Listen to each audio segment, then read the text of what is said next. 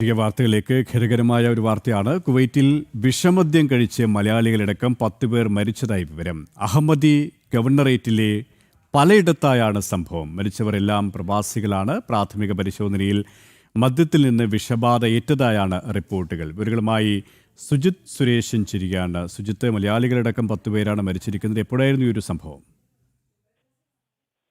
സുരേഷ്, കഴിഞ്ഞ രാത്രിയോടെയാണ് സംഭവം റിപ്പോർട്ട് ചെയ്തിരിക്കുന്നത്. അഹമ്മദി ഗവർണറേറ്റിലെ വിവിധ സ്ഥലങ്ങളിൽ നിന്നുമാണ് സംഭവം നടന്നിരിക്കുന്നത്. ഫർവാനിയ, ജഹറ, അദാൻ തുടങ്ങിയ ആശുപത്രികളിൽ 15ഓളം പേരാണ് ചികിത്സയിൽ കഴിയുന്നത്.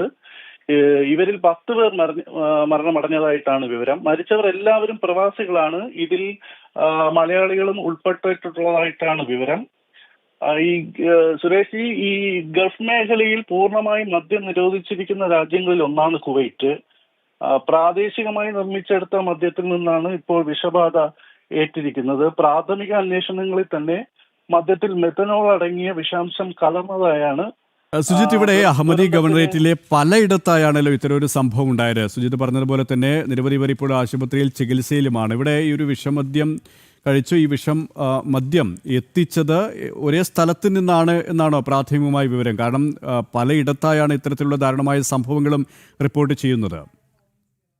അല്ല, ഇത് അറിയാലോ, ഈ മദ്യം പൂർണ്ണമായും നിരോധിച്ച രാജ്യമായതുകൊണ്ട് തന്നെ പലയിടങ്ങളിലായിട്ടാണ് പ്രാദേശികമായിട്ട് ഇതൊക്കെ നിർമ്മിച്ചിരിക്കുന്നത്. ഇതിലെയൊന്നും ശരിയായ സ്രോതസ്സുകളൊന്നും നമുക്ക് അറിയാൻ കഴിയില്ല. എങ്ങനെയാണ് ഇവരിൽ മദ്യം എത്തിയതെന്നോ എന്നുള്ള വിവരങ്ങളൊന്നും നമുക്ക് വേഗം അറിയാൻ സാധ്യമല്ല. ഇതിൽ തൊഴിലാളികൾ പൂർണ്ണമായും കൂടുതലായിട്ടും തൊഴിലാളികൾ തിങ്ങിപ്പാർക്കുന്ന മേഖലകളാണ് ഇതൊക്കെ. അപ്പോൾ ഇതിൽ എത്രത്തോളം പ്രവാസികളും എത്രത്തോളം മലയാളികളും ഇത് ബാധ ഏറ്റിട്ടുണ്ടെന്നൊന്നും നമുക്ക് ഇപ്പോൾ വിവരങ്ങൾ ലഭ്യമല്ല.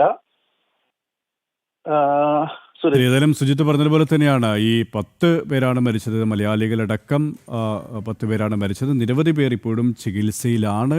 ഏതായാലും വിഷമദ്യം കഴിച്ചിട്ടാണ് ഇത്തരത്തിലുള്ള ദാരുണമായ ഒരു സംഭവം ഉണ്ടായത്. സുജിത് സുരേഷനാണ് വിവരങ്ങൾ നൽകിയത്. മറ്റു